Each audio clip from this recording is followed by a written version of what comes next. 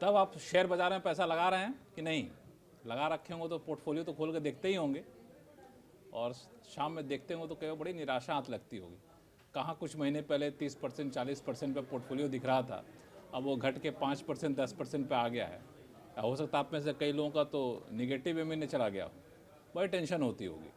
लेकिन टेंशन नहीं होगी, मैं आपको इसकी गारंटी देता हूँ, क्योंकि अब हम आपकी इस टेंशन को दूर करने के लिए आ गए हैं और हम आपको बताएंगे कि इस गिरते शेयर बाजार में आपको खुश कैसे रहना है। लालम लाल हो चुके आपके पोर्टफोलियो में आपको खुश कैसे रहना है, तो आपको बताएंगे। और इसलिए बताएंगे क्योंकि हमारे साथ है बहुत ही जाने माने रिसर्च एनालिस्ट हैं शेयर बाजार के, अनिल जी हैं, जो कि 15 साल से शेयर बाजार में लगे हुए हैं, नज़र बनाए रखते हैं, और सेबी रजिस्टर्ड रिसर्च एनालिस्ट हैं। यानी सेबी जो कहता है ना कि किन की बातों पर आपको भरोसा करना है, उनमें से एक ये भी हैं। सीए भी हैं, एमबीए भी हैं, और काफ़ी नज़र रखते हैं। तो अनिल जी, क्या कहा जाए, तो बड़ा लोग निराश चल रहे हैं, तो हर दिन लोग खोलते हैं कि आज शायद उठ जाए, आज उठ जाए, तो गिरते ही जा रहा है, गिरते जा रहा है, तो होता है ना कि गहराई का पता ही नहीं चल रहा है। जी, अभी तो वही अंधे कुएं वाली स्थिति बनी हुई है शेयर मार्केट की, कि रोज एक नई आशा के साथ इन्वेस्टर देखता है अपने पोर्टफोलियो को और दिखता है कि फिर वो दोबारा फिर वो नीचे गिर गया, और हर तरफ से निराशा उसको दिख रही है। लेकिन जैसा हम मार्केट को देखते आ रहे हैं पिछले कई सालों से, लगभग 2 दशक हो गए मुझे बाजार को देखते हुए, तो उसमें ये देखिए, ये एक नॉर्मल फिनोमेना है। जब लगे कि अब अंधेरा एकदम घना होने वाला है ना, तो तभी वहीं उसी के बस आगे ही, थोड़े से आगे जो है, वो रोशनी की किरण की शुरुआत होती है। अंधेरा घना का यही पता करना मुश्किल होता है। हाँ, उसके लिए क्या है कि हमें चार्ट या हमें मार्केट के रेट को नहीं देखना है, उसके हमें अपने देश की जो इकोनॉमिक साइकिल है ना, उसको समझने की आवश्यकता है कि कहाँ पर अंधेरा घना जो है वो खत्म होने वाला है और कहाँ से सूर्य की रोशनी अब शुरू होने वाली है। तो हम लोग जो जितना समझ रहे हैं उसमें ये लग रहा है कि अभी देखिए, अब ये जगह जहाँ पर आ गए हैं, यहाँ से घबराने की ज़रूरत नहीं है। हाँ, हो सकता है यहाँ से और करीब 200-400 पॉइंट की गिरावट आ सकती है यहाँ से, और जनरली एक बॉटम बनने से पहले एक पैनिक सेलिंग भी होती है, लेकिन बहुत ज़्यादा यहाँ से गिरावट की संभावना नहीं है। यहाँ से बहुत गिरावट की संभावना नहीं। वैसे मैक्सिमम गिरेगा तो कहाँ तक जा सकता है, जो मोटा मोटी अंदाजा? देखिए, लेवल की अगर बात करें, टेक्निकल लेवल अगर की हम बात करें, तो 21,800 पहला एक स्ट्रॉन्ग सपोर्ट लेवल है। निफ्टी की बात करें तो निफ्टी 50 की बात कर रहे हैं हम, 21,800 एक स्ट्रॉन्ग सपोर्ट लेवल है, क्योंकि मार्केट चल पड़ा है कि नहीं चल पड़ा? हाँ, एकदम चल पड़ा है। आज तो 22 करीब 140-24 के आसपास बंद हुआ है। 21,800 पहले कब आया था? और आज के आंकड़ा जो, आज का नंबर जो है बड़ा शुभ है। मैं तो इसलिए कहूँगा क्योंकि ये 22,124 मतलब 22 जनवरी 2024 राम मंदिर का जो शिलान्यास उद्घाटन हुआ था, तो ये उसी आंकड़े पर आज निफ्टी बंद हुई है। यहाँ से नए जन चेतना की शुरुआत, यहाँ से एकदम हम ये आशा यही करते हैं कि यहाँ से एक नई चेतना की शुरुआत होगी। हाँ, लेकिन 21,800 कब पहुंचा था पिछली बार? देखिए, 21,800 पहुंचा था इस 2025 की शुरुआत में, मार्च और अप्रैल में पिछले साल। ये 2024 में मार्च और अप्रैल में ये बार उसने 2-3 बार इस पे सपोर्ट लिया। अच्छा, उसी लिए आप मान के चलते हैं कि 21,800 का सपोर्ट है एकदम, क्योंकि जब वो लेवल आया तो वहां से बड़ी स्ट्रांग बाइंग आई, फिर वो नीचे गिर के उस लेवल पे आया, फिर वहीं से बाइंग आई, और फिर उसके बाद मई में ऊपर गया, फिर वो जून में जब, थोड़े से दर्शकों को बताओ, सपोर्ट लेवल जो होता है इन लोगों की भाषा में, सपोर्ट लेवल हम किसे कहते हैं कि नीचे नहीं गिरते हैं। जिस स्तर पर बड़े जो खरीदार होते हैं वो जब खरीदने लगते हैं उसको हम सपोर्ट लेवल बोलते हैं। यानी कि जब मार्केट वहां पे आता है तो जो खरीदना शुरू कर देते हैं, बिग मनी है, स्मार्ट मनी है, वो खरीदना शुरू कर देती है। तो वही 21,800 जैसे पहुंचेगा, वो हो सकता है कि वहां से लोग फिर खरीदना शुरू कर दें। जी, तो वो एक बड़ा स्ट्रॉन्ग सपोर्ट लेवल। अच्छा, मान लिया बहुत ही वर्स्ट सिनेरियो, चुके लोग इतने निराश हो चुके थे और भी वर्स्ट सोच रहे, तो उससे नीचे कहाँ जा सकते हैं? और अगर वर्स्ट सोच लेते हैं तो उसके आगे फिर 21,400 का जो लेवल है, वो एक बहुत ही तगड़ा सपोर्ट लेवल है। तो वहां से तो नीचे जाने की संभावना बहुत हद तक नहीं है। ये वो लेवल है जब इलेक्शन में, जब रिजल्ट के एक दिन पहले जो एक क्रैश आया था और फिर उसी दिन खरीदारी भी आ गई थी, तो करीब वो 21,200 के आसपास का लेवल है, 270 के आसपास का लेवल है, जहां पर वो पैनिक बॉटम बना था और फिर सेम डे बाइंग आ गई थी और अगले दिन ये जो आप 21,400 21,800 बता रहे हैं, वो टेक्निकल चार्ट के हिसाब से, टेक्निकल चार्ट के मैं लेवल बता रहा हूं। पूछे कि लोग पैसा लगाना शुरू करेंगे, जो गिर रहा है इसके पीछे सबसे बड़ा विलेन एफआई बन रहा है, अब एफआई पैसा लगाना शुरू कर देंगे, इसके लिए क्या संकेत दिख रहे हैं आपको? देखिए, एफआई पैसा लगाना शुरू करेंगे, इसका सबसे पहला संकेत दिखेगा हमारे रुपये की स्ट्रेंथ में। जो यूपी डॉलर, जो अपना जो यूएसडी INR का रेट है, अभी ये डॉलर के मुकाबले रुपए में जो गिरावट हो रही है, हाँ, तो जो रुपए में गिरावट हो रही है डॉलर के मुकाबले, वो धीरे धीरे वो स्ट्रांग होने लगेगा। रुपया जो है डॉलर के मुकाबले मजबूत होने लगेगा। तो ये संकेत है कि पैसे का जो आउटफ्लो हो रहा था वो रुक वो गया। अब इनफ्लो शुरू हो गया, इनफ्लो वो रुकावट कहीं ना कहीं वो रुक गई, शुरू हो गई। तो उसके बाद आप माने कि एफआई अब जो है मन बना रहे हैं। हाँ, एकदम। अच्छा, दूसरा एफआई के मन बनाने के पीछे कोई वजह दिख रही है कि नहीं दिख रही है? क्योंकि जाने के पहले तो जाने के पीछे वजह क्या थी? हाँ, एकदम। देखिए, उनके जाने के पीछे की वजह कई थी। उसमें सबसे बड़ी वजह जो है, उसको देखिए बहुत तरीके से नेगेटिवली भले कितना ही कहा जाए, लेकिन जो हमारी अपनी समझ है वो ये है कि ये इसको एक प्रॉफिट बुकिंग के तौर पे समझें। देखिए, कोई भी व्यक्ति जब स्टॉक मार्केट में पैसा लगाता है, चाहे वो एफआई हो या केवल एक साधारण जनता भी हो, एक समय जरूर आता है जब वो उसको बेच करके प्रॉफिट को घर ले आता है, वरना पैसे आएंगे नहीं। आपके पेपर में पैसे बढ़े और फिर वो पैसे उसी पर रह जाएंगे। तो पैसे को रियल मनी में कन्वर्ट करने के लिए उसको बेचना तो जरूरी है। तो एफआईआईज ने हमारे यहाँ बहुत जबरदस्त इन्वेस्टमेंट किया था कोविड फॉल के दौरान, और अब वहाँ से मार्केट देखिए, कोविड के टाइम 8,000 के आसपास मार्केट था, निफ्टी की बात कर रहा हूँ, और वहाँ से फिर उसने ऑल टाइम हाई बनाया। आप 4 सालों के अंदर में 26,000 से ऊपर, 26,200 के आसपास का। तो आप देखिए 8,000 से 26,000, तो केवल इंडेक्स में इतना 3 गुना से जबरदस्त ज्यादा। कितना मूव आया। तो इंडिविजुअल जो स्टॉक्स हैं उनमें तो बहुत ज़्यादा मूव आया है। तो एक लेवल आता है कि जहां उनको लगता है कि ये देखो, अब यहाँ पर काफ़ी जो है पैसा बन गया, अब इस पैसे में से कुछ को घर ले आया जाए तो वही ले रहे हैं। और उसको किसी और अच्छी जगह में लगाया जाए, जो कि अभी चाइना हो रखा है। जो कि चाइना की में वो जो पैसा मूव कर कहीं चाइना, कहीं जैसे यूएस में जो उनका इंटरेस्ट रेट बढ़ रहा था, तो वहाँ पे उन्होंने डाला कि भाई चलो वहाँ भी डाल लेते हैं, वहाँ भी अब अट्रैक्टिव हो रहा है इंटरेस्ट रेट। तो इन सब चीज़ों की वजह से जो है वहाँ पे ये पैसे मूव हुए हैं। अब आने के पीछे क्या वजह होगी? आने के पीछे वजह होगी, देखिए इसके जाने के पीछे में एक वजह क्या होती है, जो बड़ा स्मार्ट इन्वेस्टर होता है या जो बड़ा इन्वेस्टर होता है, वो तभी पैसे निकालता है बाजार से जब उसको लगता है कि मार्केट में एक वैल्यूएशन और ग्रोथ का मिसमैच खड़ा हो गया।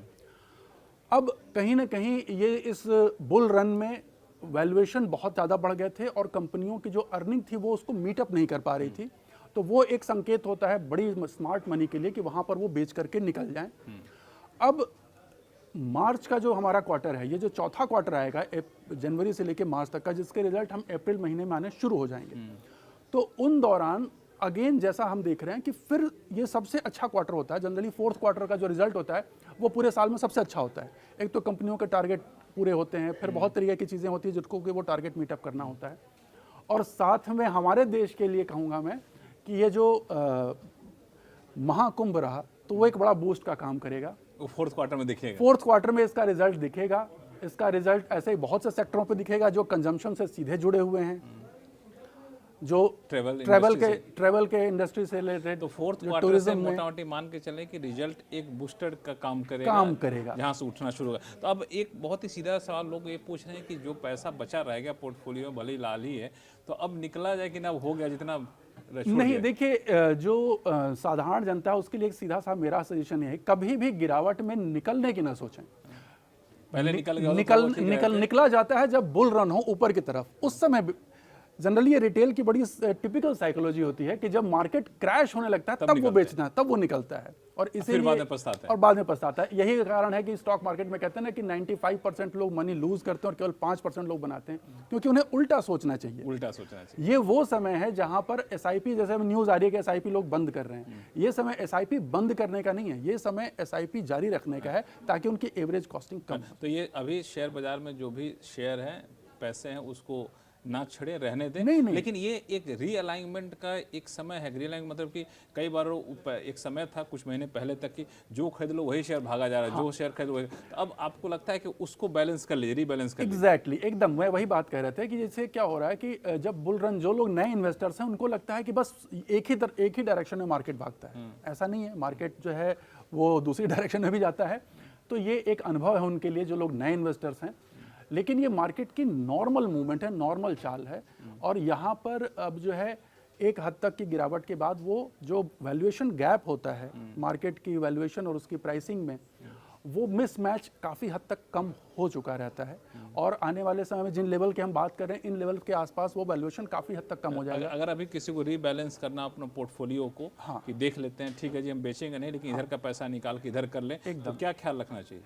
देखिए, उसमें ध्यान ये रखना चाहिए, ऐसे ही शेयरों में आप उसको लगाएं अगर करना है, या तो पूरे इंडेक्स में लगाएं तो सबसे अच्छा होता है। जिसको अगर स्टॉक मार्केट के बारे में डिटेल आइडिया नहीं है तो वो पूरे इंडेक्स में लगाए वहाँ पर। और इंडेक्स क्या होता है? इंडेक्स मतलब जो 50 जो शेयरों की निफ्टी 50 हो गई या फिर सेंसेक्स हो गया या बैंक निफ्टी, सेक्टोरल इंडेक्सेस से, जैसे जो सेक्टर के इंडेक्सेस होते हैं, इंडाइसेस होते हैं, उनसे थोड़ा सा बचेंगे। ओवरऑल इंडेक्स में लगाएं अभी फिलहाल के लिए। अच्छा, मान लीजिए जिन्होंने शेयर ले रखा है, एक-एक करके शेयर, कुछ शेयर इसके लिए, कुछ शेयर उसके लिए, हाँ। और कई गुना बढ़ गए, अब वापस से पीछे आ रहे हैं, तो उसको कैसे रिबैलेंस करें, क्या ख्याल रखना चाहिए? देखिए, उनमें जो अच्छी कंपनियां हैं, जिनके रिजल्ट अच्छे हैं, जिनके बिजनेस अच्छे हैं, जिसको हम कहते हैं स्ट्रॉन्ग फंडामेंटल, मतलब जिसमें बिजनेस ग्रोथ की पोटेंशियल दिख रही है। देखिए, ये वो समय है ना, जिसे कहते हैं ज्वार भाटा, जब पानी उठा रहता है ना, तो उस समय लगता है कि सब तरफ समंदर, ये सब कुछ ऊपर है। जब वो हटता है ना, तब पता चलता है कि अच्छा कहाँ गड्ढा है और कहाँ पहाड़ है, कहाँ सूखी जमीन है, कहाँ क्या है। तो उसमें अभी क्या हो रखा था कि अभी वो हीरे मोती कंकड़ पत्थर सब बराबर हो रखे थे। अब जब ये पानी हटा है ना, तो यहाँ दिखेगा कि अच्छा शेयर कौन सा है, अच्छी क्वालिटी का शेयर कौन सा है, किसके में अर्निंग कैपेसिटी किसकी अच्छी है। तो जब रिजल्ट आए ना, जब भी ये क्वार्टरली रिजल्ट आए, तो उस पे इन्वेस्टर्स को ध्यान रखना चाहिए कि ऐसे माहौल में किन के रिजल्ट अच्छे आ रहे हैं, किन की रेवेन्यू ग्रो कर रही है, वहां से उनको वो मिलेगा कि कौन से शेयरों में पैसे लगाएं। लेकिन ये बात साफ है कि शेयर बाजार से पैसा निकालिए नहीं, शेयर बाजार में पैसा बने रहिए। देखिए, इंडिया की जो ग्रोथ है ना, शेयर बाजार में पैसा निकालने का तो कोई सवाल ही नहीं बनता है, क्योंकि जो इंडिया की ग्रोथ स्टोरी है, अभी तो ये शुरू हुआ है। मैं अभी फिर कहूंगा दर्शकों को, ये हमारे यहाँ स्टॉक मार्केट अभी शुरुआत है। हम पिछले इतने सालों से देख रहे हैं, जो कोविड के लोग हैं वो अभी देख रहे होंगे मुश्किल से भी 4-5 सालों से, लेकिन मैं कहूंगा ये आने वाले जो 4-5 साल हैं, ये स्टॉक मार्केट के लिए बहुत बड़े वेल्थ क्रिएटर बनेंगे। एक आखिरी सवाल कि स्टॉक स्पेसिफिक हम लोग बात नहीं करते हैं यूजुअली ऐसे शोज में, तो मैं आपसे समझना चाहूँगा कि कौन से सेक्टर आपको सबसे अच्छे दिख रहे हैं, कौन से सेक्टर से बचे रहना चाहिए? देखिए, आज की डेट में सबसे पहले जिनसे बचना है उनके नाम बता दूंगा। जो जिनसे बचना है, सेक्टरों की बात करूंगा, वो है एक बार तो ऑटो सेक्टर से अभी फिलहाल के लिए बच के रहिएगा, क्योंकि बहुत कुछ चीजें उसमें चेंज हो रही हैं। ठीक है। दूसरी चीज, आईटी से थोड़ा सा रहिए बच करके, क्योंकि यूएस की जो अनसर्टेनिटी है उसका इंपैक्ट वहां दिखाई देगा।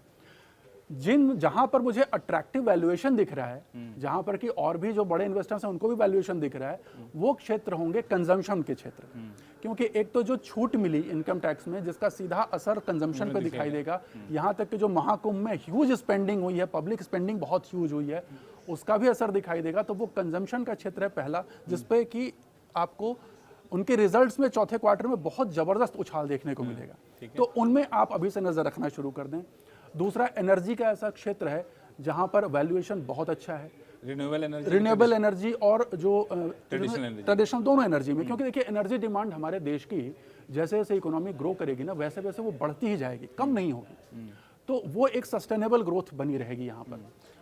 उसमें उसके अलावा जैसे नॉन फेरस मेटल, जिसमें एल्यूमिनियम सेक्टर की बात करूंगा, हिंडाल्को हो गए या फिर अगर नेशनल एल्यूमिनियम, इस तरह के जो शेयर हैं, उनका बड़ा अच्छा प्ले आएगा आगे जाकर के, क्योंकि इनकी डिमांड जो है, इंडस्ट्रियल डिमांड भी बढ़ रही है और उसमें आगे और भी बढ़ने की ही संभावना है। तो ये कई सारे सेक्टर हैं, कई सारी कंपनियां, होटल सेक्टर या जैसे आपने कहा ट्रैवल टूरिज्म, अभी ये महाकुंभ का बहुत बड़ा इंपैक्ट उस पर पड़ेगा। तो इन सेक्टर्स, हालांकि आपने कुछ शेयरों का नाम लिया, तो डिस्क्लोजर आपसे मैं चाहूंगा। एकदम, इनमें किसी भी शेयरों में हमारा पर्सनल कोई भी पर्सनल को ना तो मेरी ना मेरे परिवार की किसी भी तरह कोई होल्डिंग नहीं है, और हमारे क्लाइंट्स की हो सकती लगाना चाहते हैं तो ऐसे सेबी रजिस्टर्ड एडवाइजर है। हाँ। लेकिन आप अपने फाइनेंशियल एडवाइजर से बातचीत करके आप अपना पैसा आपका है तो बड़े ध्यान से लगाइएगा, लेकिन इस शेयर बाजार के हाहाकार से डरिएगा नहीं, एक मौके के तौर पर देखिए, हमेशा खुश रहिएगा, यही इनकी सलाह है। एकदम, ये डरने का समय एकदम भी नहीं है, ये तो अब सवेरा होने का समय, सवेरा होने का समय। बहुत बहुत धन्यवाद अनिल जी हमारे से बातचीत करने के लिए।